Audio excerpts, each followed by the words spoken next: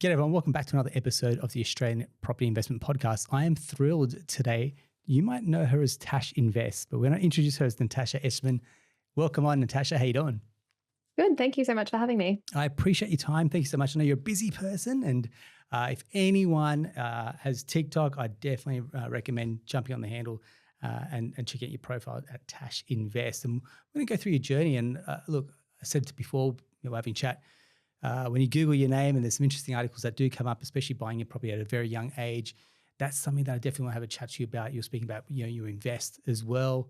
And I feel like you are blazing a pathway for younger Australians to really take control of their finances and really put financial literacy on the map for maybe a generation of younger Australians who feel a bit disenfranchised with where they are at the moment. And you can't blame them. They're earning good incomes, but there's not much left over. And the rhetoric of save more, invest more can kind of fly in the face a little bit and feel like it's rubbing salt in the wound sometimes. So I'd really be curious to find out what are some of the helpful ways that we can help younger Australians take control financially, but also be confident around their finances as well. What they feel. What would they feel like? What do you think they'd get out of our chat together? I'm really hoping people feel empowered to go and take the first step and feel that they actually can go and do it. I know we'll get into this soon, but I feel like my journey kind of highlights that you can do it without a traditional background. Like I worked as a support worker and I had 2 casual jobs when I bought my first home. Like there's ways to get into the property market or to start investing without buying a really fancy property in Sydney. So hopefully people will feel empowered. Beautiful. Thanks so much. So we kick off, and I usually call it the 3 Ps, a little bit about yourself personally, a bit about yourself professionally, a bit about your property journey as well, if you can. Yeah, amazing. So I am Tash and I live in Canberra at the moment, but I'm from Perth originally. I spent a bit of time traveling around and just doing fun things as well. But my background is in occupational therapy. So I spent quite a while working in disability support work, graduated uni, became an OT, and then I quit my job to do financial education and social media stuff almost a year ago. Now it was like April last year, which has been really fun. I have my own podcast called the Get Rich Slow Club. And what I do online is I try and open the money conversation up and show people what's possible and try and make financial literacy just really interesting, but also easy to understand. Like you were saying, there's lots of barriers to financial literacy. You look in the media, the headlines are really terrifying. You see lots of fancy men in business suits, and then people don't think it's for them. So I'm trying to show that there's alternate ways to it. Excellent. I think you do a great job of that. And your podcast, look, I've listened to quite a few episodes, and I'm like, you have got a very great style about how you break it down. For example, very easy to understand. Obviously, you've got a great manner as well. So I feel like people are responding to that as well. What's some of the feedback that you're getting from people that kind of where they've started, especially doing your the work that you're doing around money coaching? Where are some of those pain points that people are starting with, and what are they kind of getting from that engagement with yourself as well, Tash? Yeah, thank you. That's very nice. I feel like most people these days know what they should be doing. Like generally financial stuff can be really simple. Like all you have to do is save more than you spend and then invest the difference. Like it's really simple when you put it that way.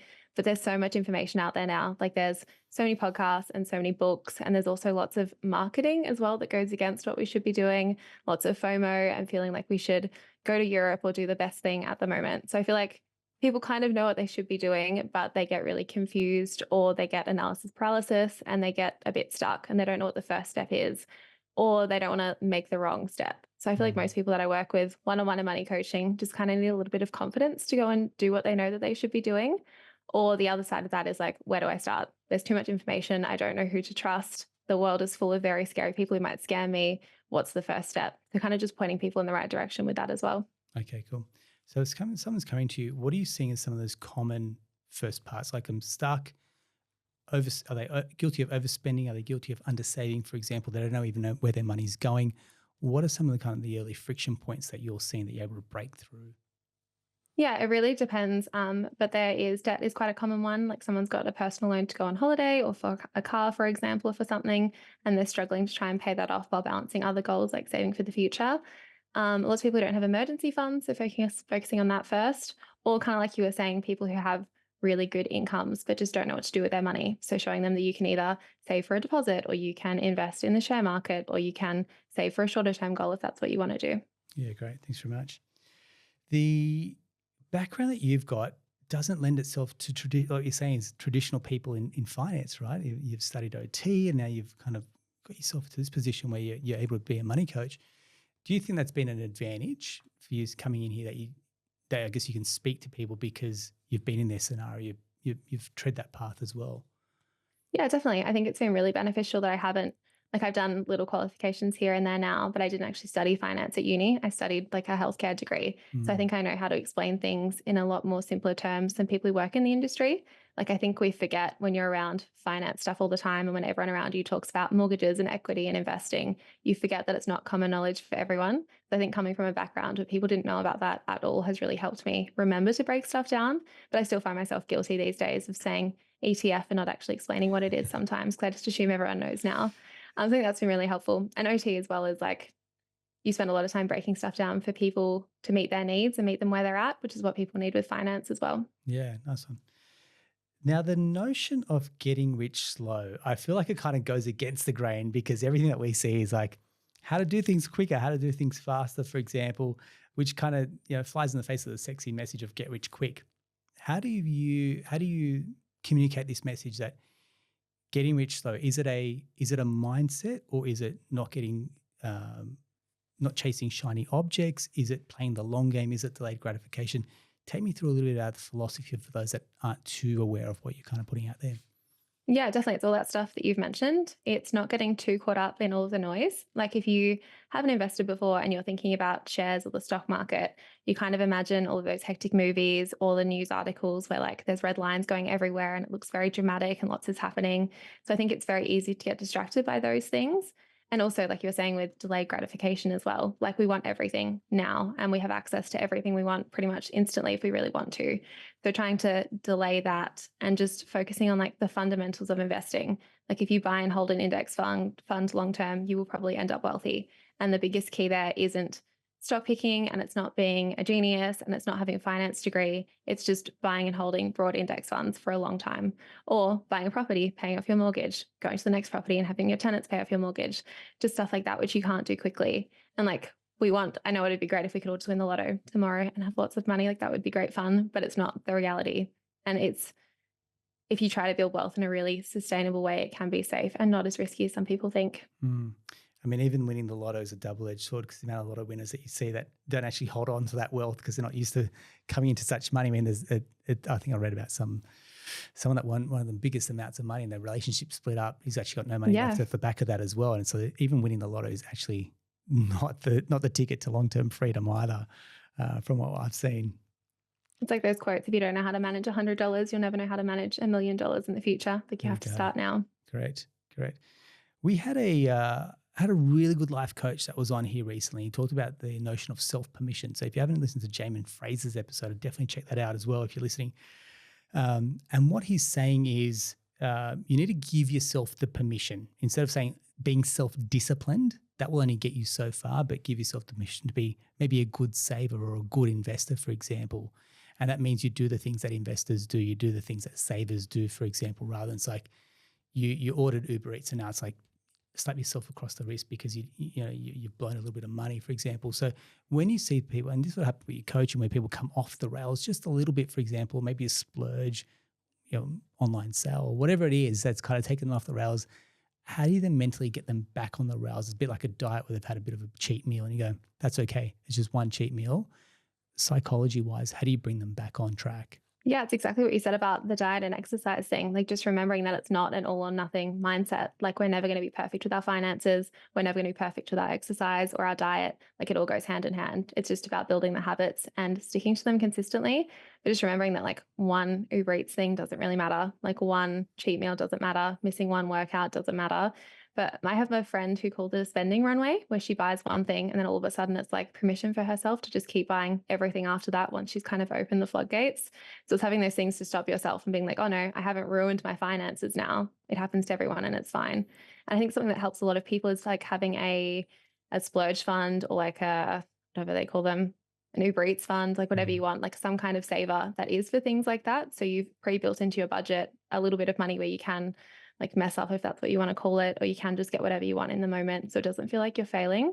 And also not setting unrealistic goals as well. I find a lot of people, they're like, cool, I want to get good with my money now. So I'm going to do everything I can to be perfect. But then they set themselves really unrealistic budgets that they're never going to be able to stick to. So of course they're going to fail. And that really ruins your trust with yourself. If you're like, cool, I want to save this amount, but you actually physically can't save that much and you've not left yourself enough to live off. So that's a hard cycle to get out of if you are in that. But yeah, just being really honest with yourself around what you need to live and what you need to enjoy life as well, and then sticking to that once you've got there. Thanks very much. I appreciate it. You mentioned before around shares, and also, I mean, you've bought property as well. Does this come up often? Which is, do I buy shares? Do I buy property? Do I buy both, for example? And it's horses for courses, so you can't say it's a one size fits all model. But take me through when you're having these conversations, pros and cons of either asset class. It really depends what you're interested in and excited about and like where you are at in life. Like I started my journey by buying shares when I was 18. Like I didn't have enough to buy a property back then, but you could buy $1,000 of shares. That was my starting point. And then because my parents invested in property, I knew more about it from them. So that seemed like the safer thing and the thing to do. So for the next 2, 3 years after that, I saved for a deposit and bought my apartment. But it really depends on your situation. Like shares obviously have a lower minimum investment. These days, you can put like $5 into a micro investing account. Like anyone can do that. But property now is getting more and more harder to get into. Like that barrier to entry is really high. So it really depends if you want to commit to saving or you want to invest first. You can use things like the first home super saver scheme if you want to get into property and like utilize your super in shares to get there. But unfortunately, there's no one answer, even though everyone would like one. But again, it like really depends what you want. Like, do you want to own your own home? Do you want the freedom and flexibility to not have a mortgage? Yeah. Yeah. You said your parents have bought properties, and obviously you have a bit of a blueprint here to go, this clearly works because they've bought, it's obviously inspired you. You've kind of seen what they've done and gone, I can see how this works. And money's hard because it's so intangible, but obviously Mm. buying property is tangible and you can see the results. Do you feel like that has given you a level of confidence there as well? Obviously, from what you said, there's been no handouts, but it's more like, but they've raised you in a way that you go, you can be confident around money, and investing in property can be quite rewarding as well. Yeah, definitely. I think, yeah, they've done amazingly well just by having open conversations around money when I was younger. Like whenever we were budgeting for something, they were really open about it. Like I remember when I was a kid, I wanted Foxtel because all of my friends had it. And they were like, well, if you get Foxtel, then we can't do this other thing. And when we would budget for holidays, we had a lazy Susan on the table and Yeah. they'd put the holidays and the amounts around and we'd spin them and talk about like how we were going to reach that budget amount. So we were very like involved the whole time. I knew about their pay rises, how much they were earning, their mortgages, what they were stressed about. They'd have like those couple conversations just when we were sitting around the dinner table. So we would just be a part of it anyway by being there. I think that was amazing. So now I like see money as like a tool rather than a really emotional thing. And I just grew up seeing those conversations and hearing those things that a lot of kids don't get to hear. And then from the property side, like I went to all the home opens. I went to the mortgage brokers with them. I sat when they were like signing papers at the bank. Like I was part of all of it. So it didn't seem so scary. It just felt like a normal process and I knew everything about it. And even just talking to real estate agents and talking to property managers and hearing about the problems with tenants and stuff like that, like being a sponge and absorbing all of that, I think was really helpful. And it didn't seem like a big, scary, daunting thing to me when I went and did it by myself. Because it was like, okay, cool. I've seen this done a few times. I've seen my grandma do it. I've seen my like aunt do it. I've seen my mom and dad do it. I've seen their friends do it. Like now it's my turn. Mm. Isn't that incredible? Because I mean, these are the conversations that we have with people where they've grown up as their family. They're the first one to buy property, for example. So Mm. they've got no blueprint in their bloodline to say they've been generation renters and now they're the first ones to take this big step towards home ownership. And what's being projected is the parents are going, that's a lot of money for a property, or that's a lot of money on a mortgage, for example. It's like, what other option do they have? Because renting is just going to put them on the treadmill and they're not actually going to be able to get off this, versus being able to have really open, honest discussions around money with your kids can entirely reshape their future effective, which what's happened to yourself, isn't it? Yeah, and you don't need to be perfect with money. Like my parents definitely made mistakes and didn't make the best investments, but watching them make those mistakes has been great because it doesn't seem like the end of the world. It's like, okay, cool, they lost money here, but then they did this and it worked out better for them. Mm. That's incredible. So when we go back to, you said here around people that are saving and investing. So how do we, one, make saving, and two, investing a habit for people that are struggling a little bit? Automate it. Like, don't make it a choice. Like, if you have to manually transfer money every week, you're probably going to miss it. You're going to forget. You're going to prioritize other things. but everyone has the skill already. Like we all pay rent or pay for some kind of thing every single week. We're all paying our bills. So if you have those things set up, try and automate it in the same way. And like I said before, being realistic as well, like don't try and automatically save $1,000 a week when you've never saved before. Like set up a transfer of $5 or $10 a week and just have that keep happening in the background. And then you can increase it from there. But if you treat it as the priority and as a bill and as an essential thing, then you really will stick to it. And also being really clear on why you're doing it as well. If you're just saving for the sake of it, like it can seem a bit depressing, like, oh, why am I doing this? I don't really care about this. Like, I'm just going to spend it because it doesn't matter. But if you've got a goal, like, I want to buy a property because I want to not have an annoying property manager. I don't want to have a landlord. I want to I want to have my own financial security. Or if you want to get married or you want to go on this big holiday, like being really clear on why you're doing it. Definitely. I mean, that was my advice from my mum, which was you pay yourself first. So as soon as you get paid, I mean, the government gets paid with their taxes, you pay yourself next, and then you live off the rest. Versus the model is you pay everyone, you pay your rent, you pay everything else, your bills, and then whatever's left over is what you potentially can save with. And it's like, well, that's hardly bankable sometimes as well. Yeah, and I have some people say it's not worth it because it's only $10, but like $10 can really add up. And once you've built the habit, that's the hardest bit. Kind of going back to the exercise example as well, like it's unrealistic to say you're going to go to the gym 6 times a week when you've never been before. But if you start by going for a 10-minute walk every day, like that's a sustainable thing you can keep doing and keep building on as you go. So just starting now is probably the hardest bit. Absolutely. And then I guess off the back of that, as incomes go up, then we've got like, effectively lifestyle creep. And I've had a chat with a few friends and we'll catch up on that. Geez, I think 10 years ago when we were earning, I don't know, $80,000, $100,000, it was like, that was awesome. We could save money and now we're earning more. It's like, we don't have that much left over. And it felt like you had more disposable cash then than what some you do now. Maybe it's part of being adulting and, with 2 kids as well for me and mortgages. I'm like, okay, yeah, it feels like there's less of that cash left over. And maybe, we're guilty of lifestyle creep, for example. The cars have got better, the meals have gotten better. How do we avoid lifestyle creep or lifestyle inflation, do you think? It's a hard one. I spent a few years being really, really frugal. Like I would never buy a drink out. I would always get the cheapest thing on the menu.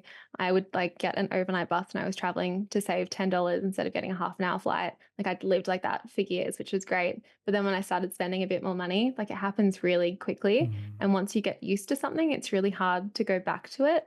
So I think just like seeing it a bit longer term and being like, cool, if I try this thing, am I okay actually continuously spending on this forever? Or can I delay that for a little bit longer? I had a moisturizer I had a voucher for Mecca and I got this moisturizer that was $120 because they recommended it. And I was like, oh, it's a voucher, it's fine. But I fell in love with this moisturizer and it's ridiculous because I'd never wanted to spend that much on it. But once I've done it, it's really hard to go backwards again. And it can be really tempting to be like, I'll just treat myself now. I'll get that business class flight. I'll live in a nicer apartment. But then once you realize you've gone up, it's really hard to go backwards. Absolutely. So I think just being really mindful and like, yes, lifestyle creep is fine and it will happen, but make sure you've got the assets that can kind of pay for that lifestyle creep. Like have the dividends that can pay for it or have the rental income that can pay for it. And don't just rely solely on your salary to pay for it because that can get a bit scary. And this is it, isn't it? You could generally you can spend your pay. I used to work in a big bank and you could generally spend that pay rise before you even got it. And that was the biggest challenge. So many people get stuck in that mentality of spending money they don't have. Like that's the whole buy now, pay later mentality and credit cards as well. It's like, oh, I will earn it so I can spend it now. But you might not earn it. The pay rise might not happen. Like the promotion might not happen. And what happens if you lose your job or like mortgages have gone up and interest rates have gone up as well? Then you kind of get in that stuck zone instead of being like, cool, I'm going to be a few steps behind and make sure I'm actually ahead first. It's around losing your job. And that's something that, as we see the unemployment, that probably pops its head up occasionally from time to time around the statistic, for example. And for people that are in salaries, I tell them, look, you're one pen flick away from potentially losing that income. It's not to scare anyone. It's just it's the reality versus maybe someone like you and I were self-employed, which has its own perils and upsides and also its own benefits as well. But how does someone have what I call the sleep at night factor? So I think you mentioned before that safety net money as well. How does someone work out potentially what that sleep at night factor account needs to be? Is it 3 months, 6 months, for example? Is it some expenses? What would be your sage advice here, Natasha? Again, it really depends because we're all very different, have very different dependents. But I think it's starting with that. Like the rule generally is 3 to 6 months of living expenses. So use that as a beginning guide, but then go from there. And if you've got family interstate or overseas, add on money for emergency trips back to see them. If you've got kids, you probably need extra money as well to support them. If you've got a partner as well, you might need to support them if something happens. So start with that 3 to 6 months and then go from there. And then it really depends what you need to sleep well at night. Like, do you have income protection insurance? How long does that take to kick in? Like, I think some of them can be 3 months, but some can be up to a year. So making sure you've got that money to cover you until it kicks in. And what other safety nets do you have as well? Like, I feel a little bit more secure because if something went really wrong, I know I could just move back to Perth and live with my parents for a few months, and that's okay. But then I've got friends who have family who are only in the UK. So if something happens to them, they've not really got an option in Australia for them. So really just sit down and think about what you need to feel safe as well. Yeah. And for me, like, I don't mind being in debt, but I've got people who hate the thought of being in debt and they're not going to feel secure until they've paid off their mortgage. And that's just what they need. Is there a part of it where you need to make peace with having some debt? Like, I hear that comment and I hear it all the time, especially in my line of work, which is mortgage broking. And it's like, oh, this debt. I was like, yeah, debt is a tool or a vehicle. And I can sound like I'm pushing product, for example, but you need some level of debt. What are the alternatives, for example? How do you combat that conversation? Because naturally you can take debt, which is credit cards or car loans. You go, that's effectively not healthy debt, versus a mortgage, for example, which is effectively your home's your asset as well. I think it's just having a bit more perspective about it. Like, if something was really bad to happen, like reminding yourself that yes, you can sell your house and it'll pay off most of your mortgage and you'll still have a little bit left over, or understanding that you will feel a little bit uncomfortable for 30 years, whatever it is, until you can pay it off a bit quicker. And more of the education piece as well, like you're saying, it is the key to building wealth, like understanding why that is the way, and like having those protections, like we were saying before, like the buffer fund or having insurances in place. So if something happened, it doesn't matter, your mortgage will be paid. Like, it's up to the individual and it really depends. But like my mum still doesn't like having debt, and they have bought properties like their whole life. And her goal is like, yes, we're paying off our mortgages now. And my dad's a bit more high risk and wants to have the debt. So watching that battle out has been quite interesting. But even though she's done this for like 30, 40 years now, she's still not comfortable with it and still wants it paid off to feel safe. But she just knows that she's had to deal with it for the last 30, 40 years. So again, it really depends. But I think like the education piece is huge. Not taking on too much debt where you're in a really sticky situation, like borrowing well within your means, having the insurances in place and having the savings so you can ride out a wave if something happens. Thanks very much. The model of study hard, get a job, and then get a mortgage, for example, I feel like, and I was reading an article, it'd probably be in like news.com.au, for example, but it was like, there's a level of disenfranchisement within a younger generation going, this isn't helping us, because now they're lumping around a $50,000-$60,000 HEX debt, and from our perspective, HEX does bring down your borrowing capacity. A younger graduate's income, circa somewhere like $70,000, $80,000, for example, you times that by about 4.5, they're borrowing close to $500K. That's not really buying them much in, say, Sydney, Melbourne, or Brisbane, for example. And then their borrowing capacity comes down with that HEX debt on top. They're not able to save because their rents are quite high as well, even though if they can try and keep their lifestyle down a little bit, which naturally means they're knocking on the bank of mum and dad. Are you having conversations with some younger people going, I'd love to get in, but I just feel like the goalposts have kept moving for me? How do they mentally stay the course? And then financially, how do they stay the course as well? Yeah, so whenever I talk about buying an apartment it was $295,000 when I bought it. Everyone's like, oh my God, I could never, because I'm in Sydney or I'm in Melbourne. But I think you can think outside the box a little bit there. Like, you can buy a property in WA and then rent somewhere else and have that property building equity while you're renting somewhere. Like, there are ways to do it not in Sydney or Melbourne. It is hard though, if like you're saying, you graduate, you've got this job, it will take a few years for you to get a pay rise. Like, the cost of rent is massive at the moment. Like, what do you really do?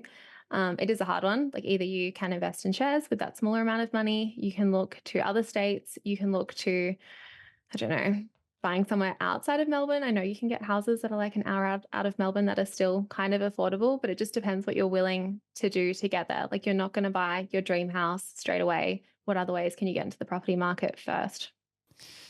One of the last questions I've got for you is the notion around FIRE. Now, I feel like I'm a little bit late to this party because I feel like everyone in the office was talking about it. Like, tell me more about this. And financially independent, retire early, if you're not familiar with the acronym. I guess my argument to that was, if I retire early, what am I possibly going to do? I feel like I need Mhm. to keep working. So take me through what's your take on FIRE? Define that for yourself, and what is someone that's outward looking in? What do they need to do towards that? Do you think? Yeah, I love the idea of fire when I first heard about it. I was like, this is brilliant. I would love to not work because that was back when I traveled a lot when I was first 18, 19. I thought that would be the best life ever. Yeah. But during COVID, I lost my job for a little bit. And during that time, I realized how much I actually really like working. So while fire is a fun idea in theory, it's not for me. And I find a lot of value out of working and doing meaningful Mm. work. So for me, I'm more chasing the financial independence aspect, like the freedom to do whatever I want, to do whatever work I want, to not need to focus on making money and actually just being comfortable. Like that would be amazing. I could take on volunteer things or not have to worry about monetizing things as much. But it's really hard to get into fire if you are a bit older and you've got kids. Like a lot of the people you see achieving it really young are like single males who don't have kids at all and live in a really cheap area like Perth. Like Dave is one of the examples of someone in Yeah. Australia. I think he achieved it when he was 28 and he's a single male in Perth.